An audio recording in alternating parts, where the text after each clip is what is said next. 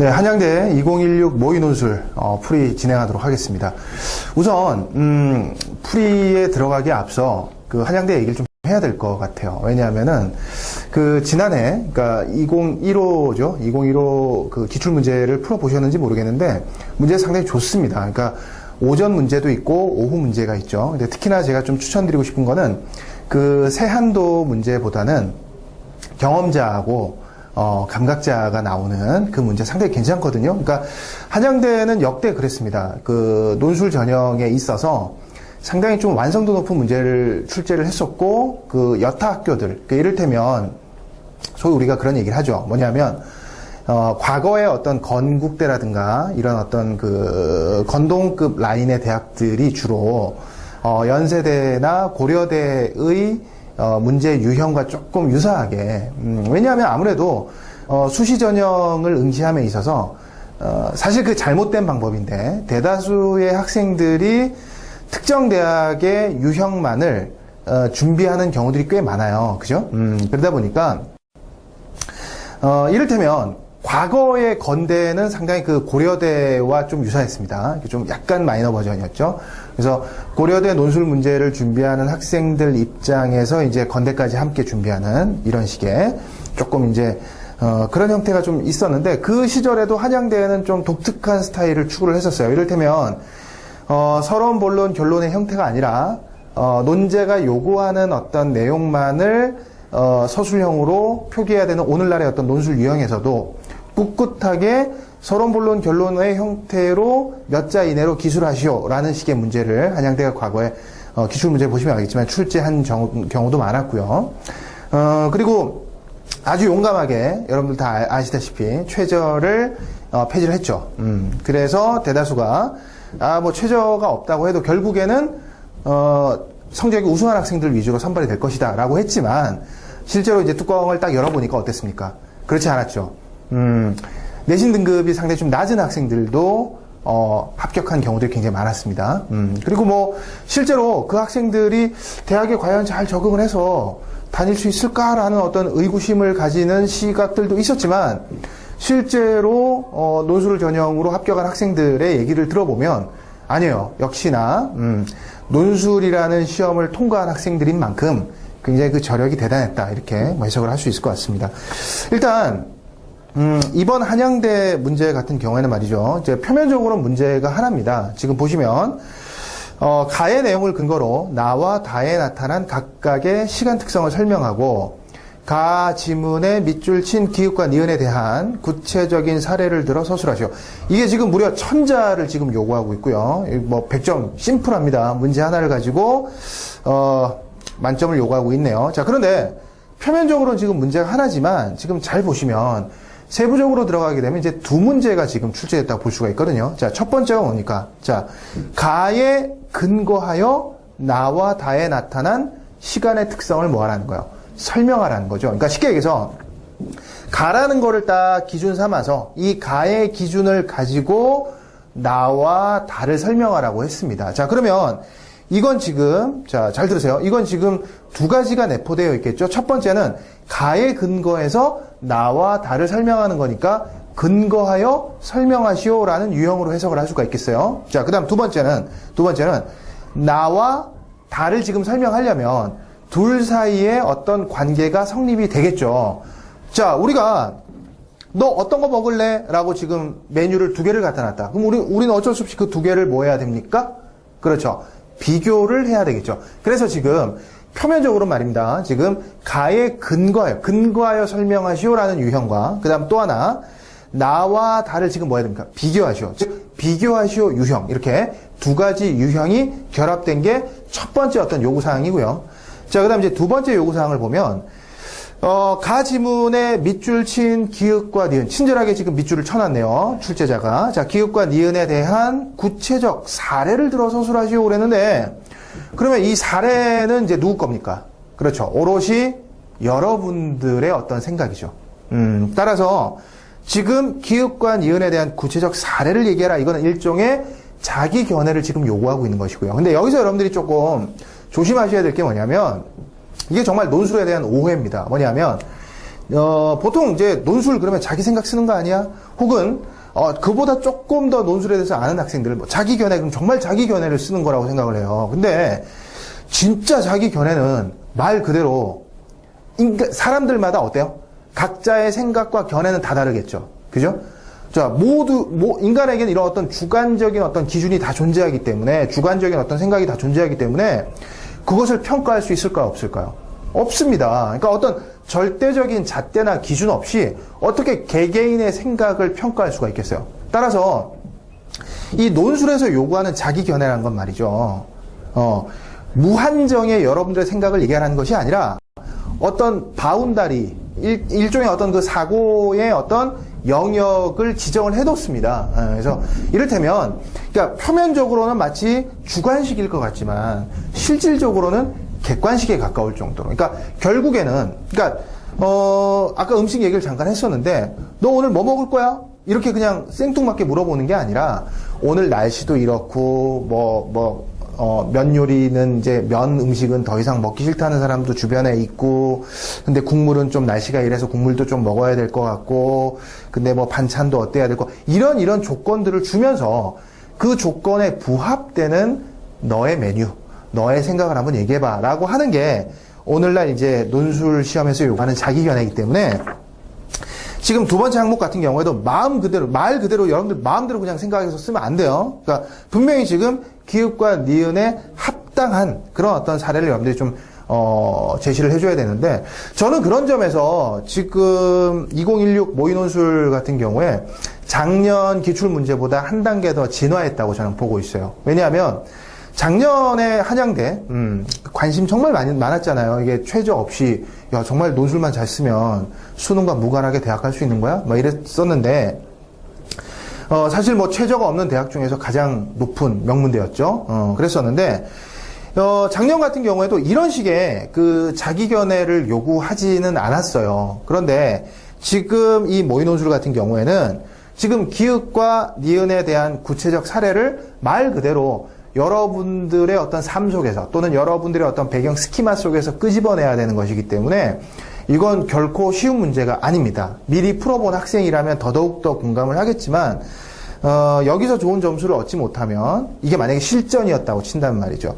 여기서 이제 대부분의 어떤 당락이 결정이 되죠. 어차피 첫 번째 요구사항은 그렇게 어렵지 않아요. 지금 가의 내용을 근거로 나다에 나타난 시간의 특성을 설명하라 그랬으니까 어떻게 하면 됩니까? 가를 간단하게 요약을 하고, 그렇죠? 그다음 그 가의 기준에 의거해서 어차피 나와 다는 가에서 얘기한 항목 안에 포함이 될 것입니다. 그래서 가에서 뭐 이런 얘기를 했는데 나는 지금 여기에 해당되고 다는 여기에 해당되고 둘은 이렇게 비교할 수 있을 것 같다라는 거니까, 뭐 어느 정도 논술을 준비한 학생이라면 첫 번째 요구사항은 어렵지 않게 풀 텐데, 문제는 이 기읍과 니은의 구체적 사례를 여러분들이 자기 견해를 통해서 표현한다는 거, 이거 쉽지 않다라는 거죠.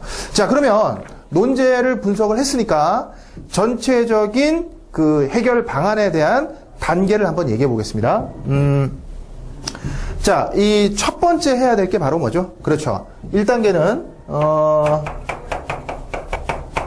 자, 1단계는 지금 기본적으로 제시문 가를 요약을 해야 되겠습니다. 그죠? 자, 제시문 가를 요약을 하고, 그 다음에 이들의 어떤 공통주제, 비교를 해야 되니까, 공통주제를 언급을 해야 되겠어요. 그죠? 지금 뭐 논제가 힌트를 주기를 나와 나에 나타난 각각 시간의 특성을 지금 얘기하고 있는 거니까 결과적으로는 지금 뭐 시간에 대한 얘기를 하고 있는 것 같습니다. 자, 그 다음 2단계는, 이 1단계 기준에 의해서, 자, 가에 의해, 가 기준을 가지고 비교를 해야 되겠죠? 누구와 누구를? 나와 다를. 그죠? 비교를 해야 될 것이고. 자, 그 다음 3단계는, 자, 이렇게 비교한 것에 대한 당연히 어떤 근거가 필요할 겁니다. 그 근거는 당연히 나와 다에서 필요한 부분들을 여러분들이 뭐해서 발췌를 해서 요약을 하는 형태로 진행이 돼야 되겠죠. 자, 그 다음 이제 4단계와 5단계는 단순합니다. 4단계는 논제가 요구하듯이 그 각각 밑줄에 대한 그 사례를 여러분들이 제시를 하고요. 그 다음에 거기에 대한 근거까지 덧붙이면 이 5단계에 의해서 이 문제는 풀려지게 될 것입니다. 자, 그러면 같이 제시문을 한번 독해를 해보도록 하죠. 봅시다. 자, 에펠탑에 의해 표현된 시간이 찰나요. 규칙적인 째깍거림 천편일률적인 24시간으로 이루어진 하루였다면 거기 좀 끊어주세요. 그러니까 여러분들이 독해를 하실 때 제가 항상 말씀드리는 것 중에 하나가 뭐냐면 독해를 할 때 너무 텍스트에 의존을 하는 경우가 있어요. 자, 그런데 사실은 그 제시문은 상당히 구조적인 흐름이 존재하기 때문에 좀 그런 거시적인 틀 내에서 문맥적인 의미를 좀 해석하는 게 필요할 겁니다. 그러니까 쉽게 얘기해서 너무 여러분들이 단어 하나하나, 구절 하나하나에 너무나 이제 집착을 하다 보니까 사실상 이 논술에서 출제되는 모든 제시문들은 제가 늘 강조하는 얘기지만 서로 상관이 없는 거잖아요. 그죠? 전혀 상관없는 글들을 출제자가 상관 있게끔 어떤 출제 의도를 가지고 지금 모아놓은 겁니다. 그렇기 때문에 전체적인 어떤 유기적인 흐름 속에서 좀 독해를 할 필요가 있거든요. 이를테면 지금 문장이 쭉 있는데 딱 끊어서 앞뒤의 문맥적 흐름이 뭐 반면으로 연결된다면 반면이란 건 바로 뭐예요? 앞과 뒤가 반대되는 것이겠죠. 그죠? 근데 앞 구절에서 뭐라고 굉장히 좀 추상적이고 철학적인 얘기를 하고 있어서 뭔 얘기인지 파악이 안 되는데 반면 뒤의 내용이 좀 명확하게 이해가 된다면 어차피 이 개념에 반대되는 개념으로 해석을 할 수가 있다는 거죠. 자, 그래서 조금 유기적으로 여러분들 보실 필요가 있습니다. 자, 일단 반면 좀 넣어주세요. 반면 넣어주시고요. 자, 프루스트의 소설에서 표현되는 시간은 때로는 하루가 287쪽이나 이어지고 또 때로는 몇 년이 속삭임 한 번 없이 지나칠 수 있을 만큼 뭐 했다? 다양했다라는 겁니다. 자, 그러면 지금 제시문 가의 첫 번째 문장은 표면적으로 하나의 문장이지만 실질적으로는 지금 두 가지 문장이 지금 들어가 있죠. 두 가지 정보가 들어가 있고 둘은 지금 지금 상반되고 있습니다. 그래서 지금 뒤에 내용을 보니까 뭐라고 얘기하고 있냐면 프루스트 소설에서 표현되는 시간이라고 하는 건 말이죠. 어떻다라는 거예요? 절대적인 거예요? 상대적인 거예요? 그렇죠? 하루가 287쪽이나 이어지기도 하고 또 때로는 몇 년이 속삭임 한 번으로 그냥 눈 깜짝할 사이에 지나가기도 할 수 있다는 건 굉장히 절대적이지 않고 어때요? 상대적이고 좀 불역적인 겁니까? 가역적인 겁니까? 그렇죠. 좀 가역적이고요. 그 다음에 또 지금 필자는 다양했다라는 지금 얘기를 하고 있습니다. 그러면 앞에 있는 시간은 어떻다라는 거예요? 좀 다양하지 않고 획일화되어 있고 단순화되어 있고 좀 불역적이고 좀 절대적인 시간을 얘기하겠죠. 자, 그걸 염두하면서 그럼 에펠탑으로 다시 한번 올라가 볼까요? 자, 에펠탑에 의해 표현된 시간이 찰나요. 규칙적인 째깍거림. 천편일률적인 24시간. 그렇죠. 그럼 됐네요. 자, 그러면 지금 첫 번째 문장에 얘기하고 있는 건 말이죠. 시간이라는 것도 이렇게 뭔가 절대적 개념의 시간이 있고 또 뭐가 있을 수 있다. 상대적 개념. 또는 뭔가 좀 불역적인 어떤 시간도 있다면 가역적인 시간도 있다. 뭐 이런 얘기를 지금 하고 있는 것 같습니다. 물론 조금 다르긴 하죠. 왜냐하면 첫 번째 나온 시간은 에펠탑에 있는 시계입니다. 말 그대로 우리가 지금 시간이 몇 시야라고 할 때 그 시간이죠. 무언의 약속이죠. 우리 사회 구성원들 간에. 그죠? 사회 구성원들 간의 어떤 시간이 제각각 다르다면 뭐 그건 질서가 유지될 수가 없지 않겠어요. 그러니까 그런 개념의 어떤 시계를 얘기한다면 이제 프루스트의 소설이니까 문학 작품에 나오는 소설을 얘기하는 거예요. 문학 작품에 나오는 시간을 얘기하는 거니까 물론 둘은 좀 다르긴 할 겁니다. 자, 계속하죠. 자, 이렇게라고 지금 지시어를 쓰고 있네요. 자, 보통 이제 이렇게 또는 뭐 이처럼 이런 것들은 이제 앞에서 언급한 내용을 요약해 주는데 어디까지 한번 봅시다. 이렇게 시간은 한편으로는 더할 수 없이 공적이고 획일화되었으며 끊어주세요. 자, 이게 지금 누구를 요약하고 있습니까? 그렇죠. 에펠탑 구절을 지금 요약하고 있죠. 즉, 에펠탑하고 관련된 시간들은 전부 다 뭐냐? 굉장히 공적이고, 그렇죠. 사적이지 않지. 공적, 약속이니까. 공적이고 획일화되었으며, 또 한편으로는, 자, 이제 프루스트 걸 요약하네요. 자, 또 한편으로는 프루스트에서처럼 더할 수 없이 사적이고, 독특하고 그 영혼만의 시간으로 국한되었다 돼 있죠. 자, 국한에서 좀 끊어주시고요. 자, 지금 끊어준 부분까지가 첫 번째 문장을 완전히 요약을 하고 있습니다. 자, 그렇다면 여기서 이제 어느 정도 맥락이 보이네요. 제시문 가가 일단 얘기하고 있는 시간은 말이죠.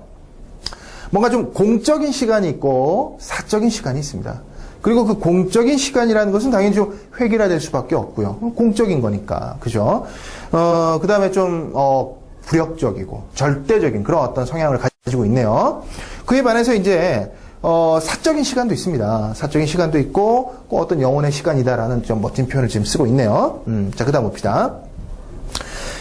절대적이고 직선적이고 연대기적이며 수량화될 수 있는 시간을 주관하는 신은 크로노스였다. 그러니까 앞에 거 시간을 얘기하네요. 자, 이제부터 그러면 에펠탑하고 관련된 시간들은 전부 다 크로노스라고 우리가 정의 내리면 될 것 같습니다.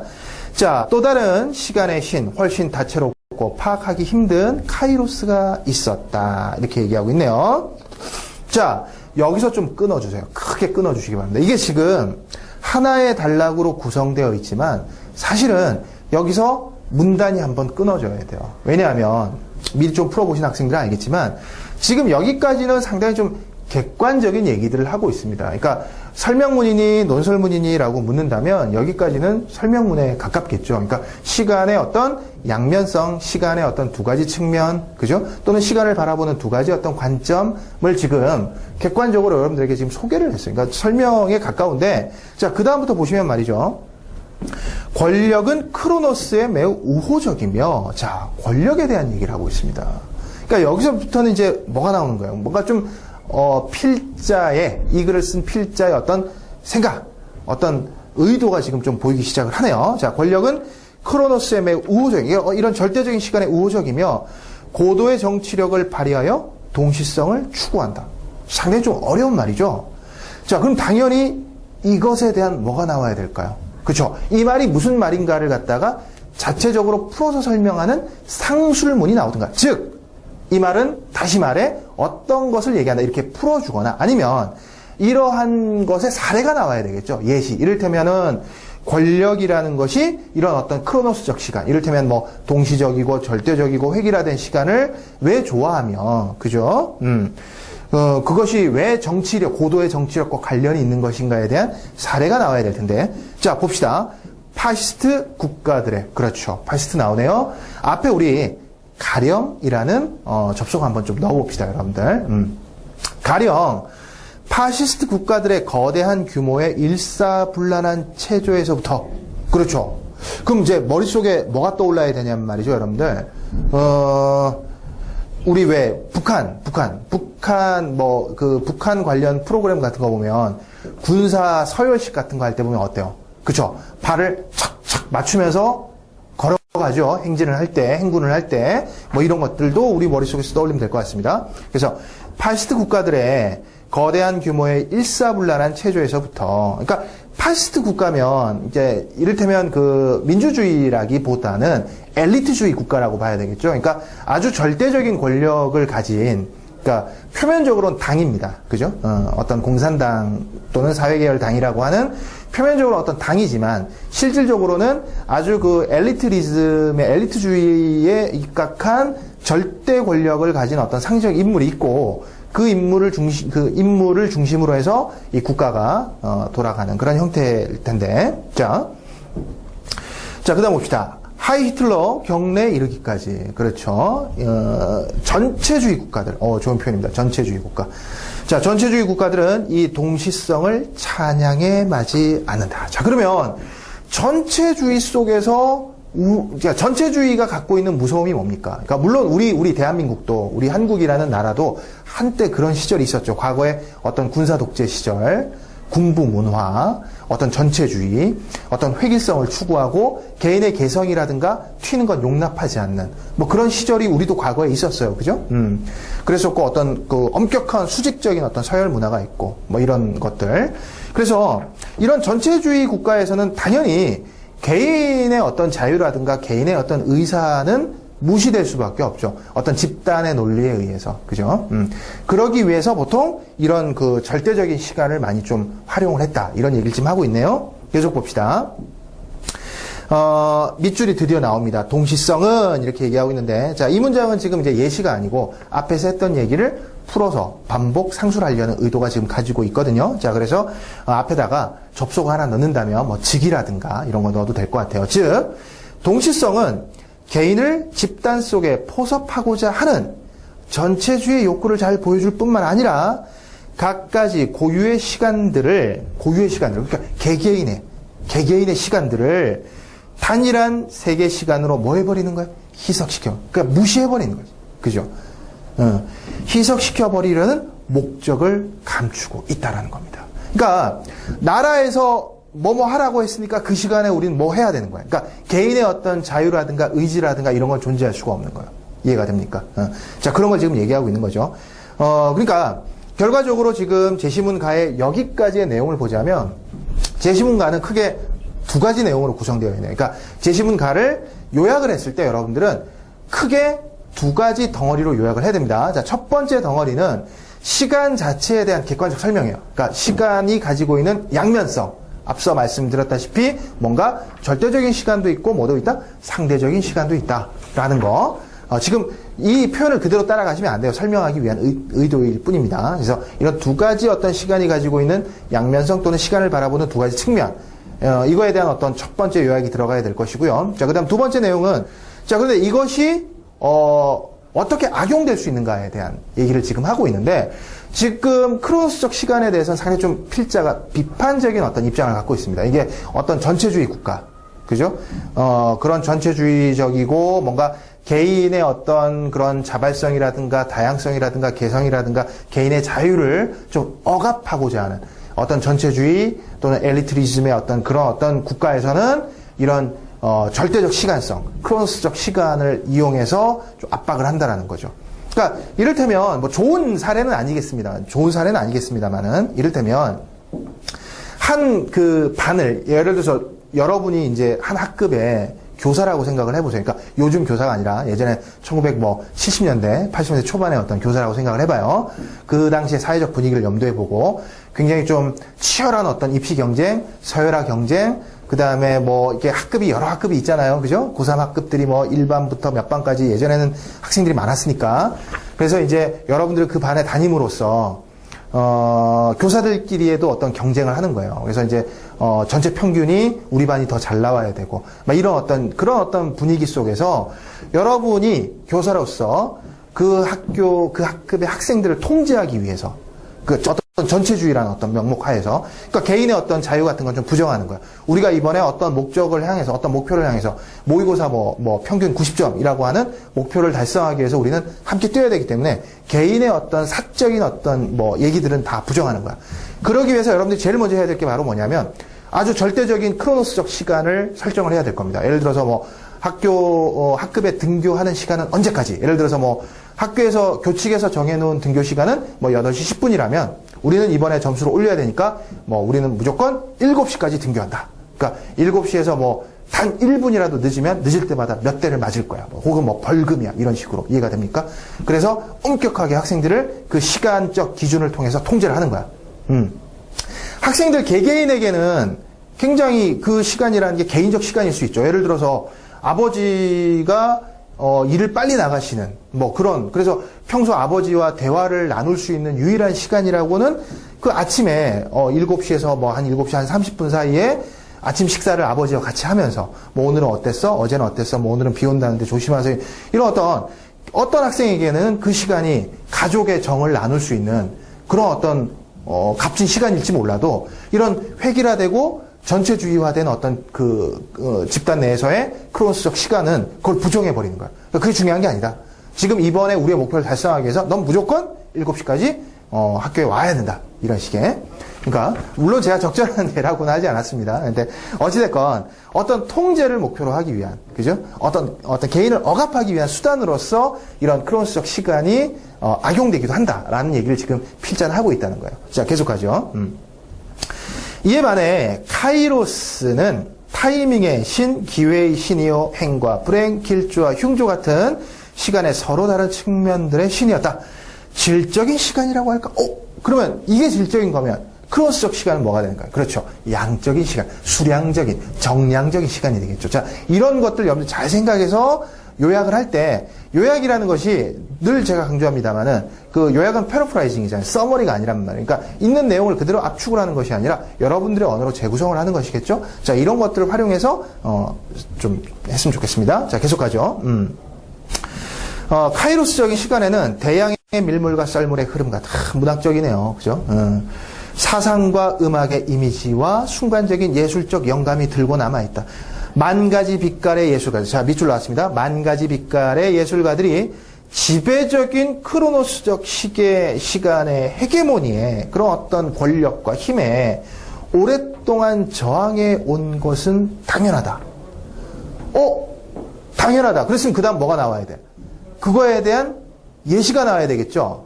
그러니까 어떤 방식을 통해서 그런 절대적인 시간에 저항하고 거부했는지에 대한 예시가 나와야 되는데 지금 그런 얘기는 없습니다. 당연하죠. 없어야 문제를 낼 테니까. 자, 그러면 일단 제시문가에 대한 공략은 마무리된 것 같습니다. 일단 아까 제가 말씀드린 것처럼 두 가지 측면에서 요약을 해야 된다는 거. 자, 그리고 기본적으로 지금 이 밑줄이 얘기하고 있는 것이 뭔지를 여러분들이 좀 생각을 할 필요도 있을 것 같아요. 제시문가에서.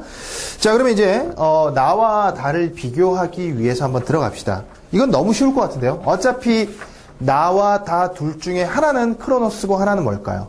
그렇죠? 카이로스적인 시간이겠죠.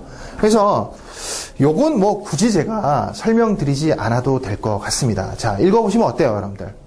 자, 미리 풀어보지 않은 학생이라면 지금 한번 잠깐 정지시키고 한번 읽어보시기 바랍니다. 자, 어때요? 지금 제시문 나는 시간이라고 하는 것은 말 그대로 어떤 물리적 계측 수단이다. 이런 얘기를 지금 하고 있습니다. 그러니까 계측을 해야 되는 수단이니까 당연히 어때요? 주관적이어야 됩니까? 객관적이어야 됩니까? 그렇죠. 굉장히 좀 객관적이어야 되겠죠? 말 그대로 우리가 표준 시간이라는 것이 존재하는 이유도 그런 이유일 겁니다. 자, 그럼 지금 제시문 나는 뭐에 대한 얘기죠? 어떤 카이로스적 시간에 대한 얘기를 하고 있습니다. 자, 반면에 지금 제시문 다는 어때요? 너를 만난 날은 날개 달린 날입니다. 참 엄청난 의미를 부여하고 있네요. 현실이 사라지고 다른 현실이 태어난 날. 그러니까 그날은 초현실의 날이다. 훨훨. 날아오르던 날이고 너를 만난 날은 만신창이가 되어 여름을 힘겹게 보내고 문득 가을이 오던 날 너를 만난 날은 필연의 날이다. 지금 그러면서 이제 쭉 읽어보시면 어때요? 내 어깨 죽지에 문득 날개가 돋던 날 너를 만나던 날 지금 얘기를 하고 있습니다. 자, 그러면 한마디로 얘기해서 이건 어떻다라는 거예요. 나에게 그러니까 지금 이 사람의 표현을 여러분들이 그대로 교과서적으로 따라갈 필요 없이 한마디로 그만큼 나에게 어떤 날이라는 거예요? 아주 특별한 날이라는 거죠. 이해가 됩니까? 그러니까 너를 만난 날이라고 하니까 날도 결국엔 시간이잖아요. 그죠? 그러니까 너를 만난 날은 내게 있어서 굉장히 특별하고 의미 있는 시간이라는 거니까 이것은 그야말로 어떤 크로스적 시간이 아니라 카이로스적 시간이라고 볼 수가 있겠네요. 자, 그러면은 앞서 말씀을 드린 것처럼 이러한 어떤 흐름대로 여러분들이 답안을 작성해 나가면 될 것 같은데요. 자, 우선 뭐라고 시작을 해야 될까요? 자, 제시문가를 요약을 해야 되는데, 자, 제시문가는 뭐에 대한 얘기를 하고 있다? 그렇죠. 시간에 대한 얘기를 하고 있는데, 그 시간의 무엇에 대해서? 어떤 시간의 양면성에 대해서 지금 얘기를 하고 있습니다. 그래서, 그렇죠. 사실은 이 시간이라는 개념도 원래 존재하던 건 아닙니다. 그죠? 인간의 어떤 편의를 위해서, 어떤 약속을 위해서, 시간이라는 걸 만들어낸 것이지, 사실 시간이, 절대적으로 존재하고 그런 건 아니지 않습니까? 물론 지구는 자전도 하고 공전도 하기 때문에 외부의 어떤 외부 상황의 변화라는 것은 분명히 있겠죠. 그러나 엄밀하게 얘기하자면 이 시간이라고 하는 것은 인간이 뭔가 어떤 집단, 사회를 결성을 하고 나아가 어떤 항상성, 항상성에 의해서 그 집단을 유지하기 위한 어떤 수단으로서 이제 인간들이 만들어낸 것인데, 어찌됐건 이 시간이 이 필자에 의해서는 이렇게 두 가지 시간으로 지금 규정이 되고 있습니다. 그러니까 크로스가 무조건 나쁜 건 아니에요. 그러니까 여러분 조심하셔야 될 게, 제가 조금 우려되는 게 이걸 지금 요약하는 과정에서 무조건 크로스는 나쁜 거야 이렇게 갈지도 모르겠는데 아닙니다. 그러니까 아까 제가 말씀드렸다시피 제시문가를 요약할 때 반드시 여러분들이 두 가지 덩어리로 요약을 하셔야 된다고 했죠. 첫 번째는 그냥 객관적으로 이 제시문이 얘기하고 있는 시간의 그 두 가지 속성에 대해서 객관적으로 얘기를 하셔야 돼요. 그러니까 크로스적 시간이라는 것이 당연히 우리가 일반적으로 알고 있는 시간이죠. 어떻게 보자면 매우 객관적이고 모두에게 어떻습니까? 공평하잖아요. 그죠? 예를 들어서 이 강의를 보고 있는 여러분들 중에서 군대를 입대해야 될 남학생이나 일부의 여학생이 있다면, 그죠? 누구에게는 군대에서 보내는 시간이라는 것이 돈이 많은 사람에게는 짧게 가고, 돈이 없는 사람이 길게 가고, 이런 거 아니잖아요. 그러니까, 크로스적 시간이라는 건 매우, 어떻게 보자면 매우 평등한 시간입니다. 누구에게나 동일한, 그죠? 근데 문제는 이걸 이제, 전체주의적 의도를 가진 권력 집단이 뭐 한다라는, 악용한다라는 것에 있겠죠. 그래서 이게 지금 무려 1000자짜리입니다. 1000자이기 때문에 객관적으로, 2시간에 대한, 얘기를 하셔야 되고요. 그 다음에 요약을 해야 될 게, 그런데 이 크로노스적 시간이 뭐 될 수도 있다. 아까 우리가 제시문에서 본 것처럼, 이렇게, 권력에 의해서, 어떤 전체주의를 표방하는 권력에 의해서 악용되는 경우가 있고, 그 시간을 수단 삼아 어떻습니까? 민중이나, 어떤 국민들을 갖다가 핍박하고 압박하고 억압하는 그런 어떤 용도로 사용될 수 있다. 그렇게 여러분들이 요약을 하셔야 되겠고요. 반면에 이 카이로스적 시간이라고 하는 것은 매우 개인적인 것이죠. 매우 사적인 것이고 매우 상대적인 것입니다. 그러다 보니까 이걸 통해서 어떤 특별한 어떤 감정이라든가 혹은 뭔가 이렇게 자유를 갖다가 만끽할 수 있는 그런 어떤 기능을 가지는데 특히나 그런 영역들이 당연히 뭘까요? 인간이 만들어낸 장르 중에 하나인 예술이겠죠. 자, 그렇게 이제 여러분들이 제시문가를 보면 되겠고요. 그 다음 이제 나와 다를 비교를 해야 될 겁니다. 자, 나다는 모두 어디에 해당이 됩니까? 결과적으로 시간에 대한 얘기를 하고 있는 것이고요. 자, 그에 반해 이제 지금 나가 계측 수단으로서의 어떤 표준적 기준으로서의 시간을 얘기하고 있으니 이는 제시문가가 얘기하는 크로노스적 시간에 해당이 되며 다는 지금 너와 만난 그 날에 대한 그 시간에 대한 특별한 의미 부여를 지금 얘기하고 있기 때문에 카이로스적 시간에 해당이 된다라고 여러분들이 정리를 하면 되겠어요. 자, 여기까지는 앞서 제가 말씀드린 것처럼 어렵지 않게, 그러니까 다소간의 어떤 그 글이 세련되고 조금 그렇지 못하고 좀 거칠고 이런 차이가 있을 뿐이지 큰 감점 요인 없이 여기까지는 제대로 왔을 것 같아요. 근데 말씀드렸다시피 자, 이 밑줄에 해당되는 사례를 여러분들이 이제 언급을 해야 됩니다. 자, 첫 번째 사례 기획은 바로 뭡니까? 고유의 시간들을 어때요? 단일한 세계 시간으로 희석시켜버리는. 그러니까 이를테면 뭔가 어떤 전체주의적인 어떤 악용 그런 어떤 사례를 여러분들이 좀 떠올리셔야 될 것 같아요. 아까 제가 이제 학급의 얘기를 한 것처럼, 자, 어떤 억압의 어떤 기준으로서의 그런 게 있는데, 저는 이제 그런 생각이 좀 듭니다. 뭐냐면, 우리가 여러분들 그 시문 선생님이 쓰신 그날이 오면이라는 시를 혹시 아시나요, 여러분들? 시문의 그날이 오면이라는 시를 보면, 그 시가 읽어보시면 굉장히 좀 하드코어예요. 하드코어.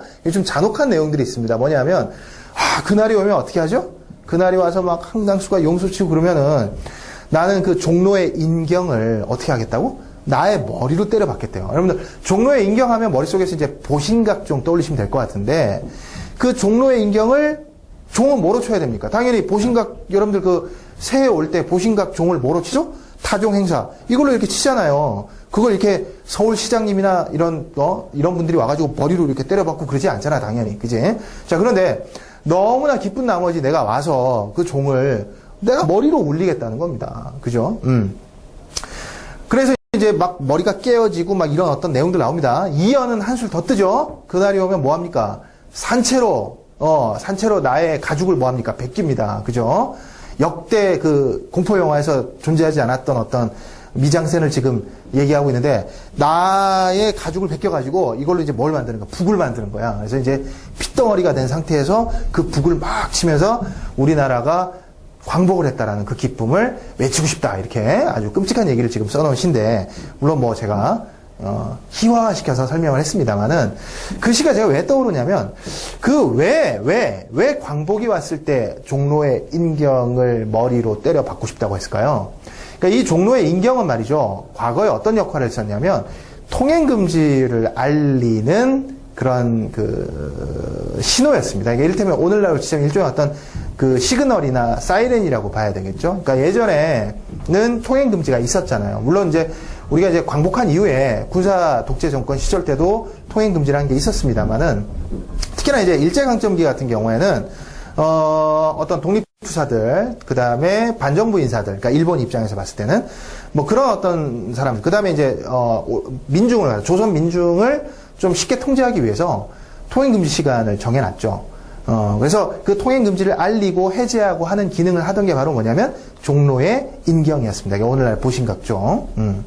근데 넓은 의미에서, 역사적 의미에서 해석하게 된다면 결국 시간적인 어떤 그 하루 내에서 어떤 통행 금지, 이것을 조금 더 역사적 의미로 해석하게 된다면 말 그대로 우리의 어떤 자유를 뭐한 박탈당한 것을 상징하는 소재로 볼 수 있다는 거죠. 따라서 그 시인은 말입니다. 그 시적 화자는 우리 조국이 광복할 수만 있다면 내가 달려가서 내 머리가 깨진 한이 있더라도 그 종을 울려서 통행 금지가 해제됐다. 즉 우리의 자유가 억압되던 것이 해제가 됐다는 걸 갖다가 나타내고 싶다. 뭐 이런 걸 지금 표출했습니다.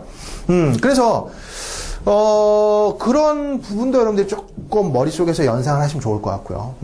그 다음에 우리 보면 지금은 그렇지 않습니다. 여러분들 그 작품 좀 떠올려 보시면 좋겠는데, 황지우 시인의 새들도 세상을 뜨는구나 라는 시를 보면 어때요? 우리는 지금 시적하자는 극장에 있습니다. 어두침침한 극장에 있죠.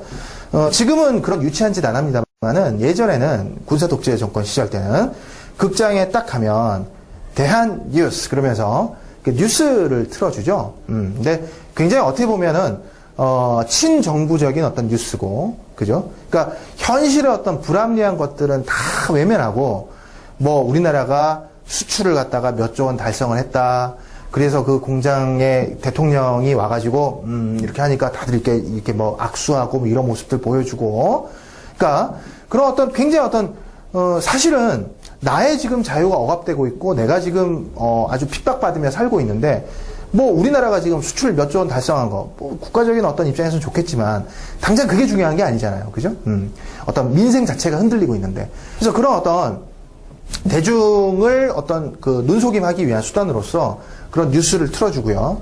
그 다음에 또 항상 극장 그 황지우의 새들도 세상을 뜨는구나라는 시를 보면 우리는 일제히 일어나서 뭐 합니까? 화면에 나오는 애국가를 보면서 요거 하고 있죠. 그러면서 시작하자면 무슨 생각을 합니까? 정작 그 화면에 나오는 그 새들은 굉장히 자유롭게, 그죠?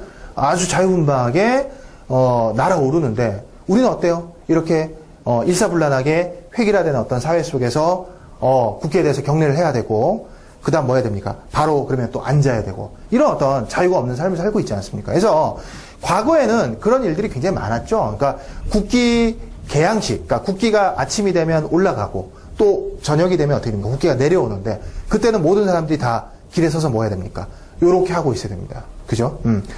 최근에 그 개봉한 영화 중에 국제 시장이죠. 국제 영화일 수는 없겠죠. 국제 시장이라는 영화에서도 그와 유사한 장면을 봤던 기억이 있습니다. 그래서 이런 것들도, 그러니까 어떤 시간을 딱 정해놓고 그 국기가 올라가고 내려가고 할 때 모든 사람들은 길에 서서 물론 취진 조십시다라고 하는 거지만, 이거는 어떻게 보자면 이것 또한 어떤 크로노스적 절대적 시간을 결국은 국민을 통제하고 민중을 억압하기 위한 수단으로 악용한 사례라고 우리가 볼 수가 있겠죠. 자, 그런가 하면 말입니다, 여러분들. 제시문 이제 가에서 밑줄 니은의 사례를 좀 떠올리셔야 되는데, 자, 니은이 무슨 얘기를 하고 있습니까? 만 가지 빛깔의 예술가들. 첫 번째 조건은 예술가들입니다. 지배적인 크로노스적 시간의 헤게모니 오랫동안 저항한 겁니다. 자, 그러면 두 가지 조건이 충족이 돼야 되겠네요. 첫 번째는 이런 어떤 절대적 시간에 저항을 한 겁니다. 자, 누가? 예술가들이. 그러니까 문학 작품이나 또는 뭐 예술 작품을 좀 떠올리시면 될 것 같은데, 뭐 단적인 예로 우리 그 억압의 시절 하면은 뭐 우리 딱 정해져 있잖아요. 일제 강점기, 군부 독재 시절, 그죠? 뭐 그럴 때 보면 우리가 이제 그런 억압의 시절을 다룬 작품들 보면 주로 이런 발상들이 많이 보입니다. 뭐냐면 인간사를 자연의 어떤 규칙성과 좀 동일시해서 지금은 눈이 내리는 겨울입니다. 그러나 이 겨울이 지나면 뭐가 오죠?